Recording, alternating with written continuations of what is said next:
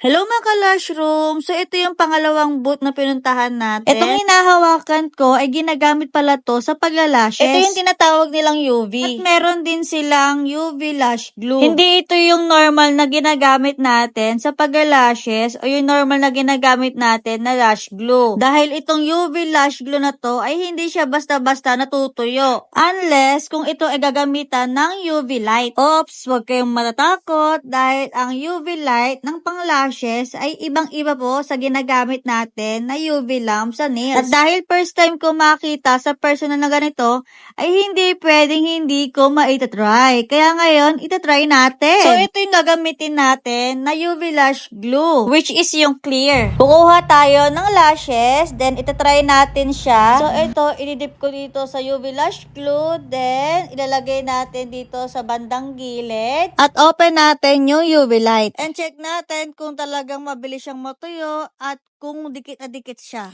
And wow, sobrang dikit na dikit siya, as in, pati ako na-amaze. Kaya itry pa natin ulit ng isa pa.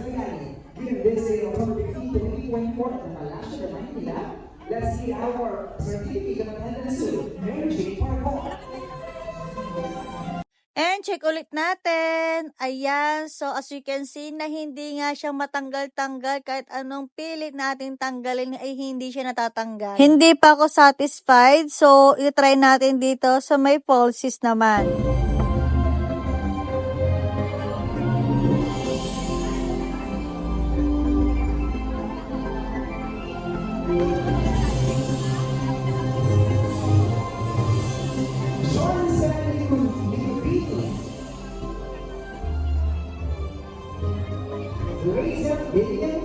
And ayun, check natin. So ayan, as you can see ulit na hindi nga siya natatanggal. At dahil tuwang-tuwa nga ako dito, kaya sulitin na natin dito. So ayan, itry ulit natin. Alam nyo ba, tinanong ko yung pinaka-owner nito kung ang UV light is recommended ba siyang gamitin sa paglalashes. And ayun, pwede siyang gamitin as long na tama ang proseso mo sa paggamit ng UV light.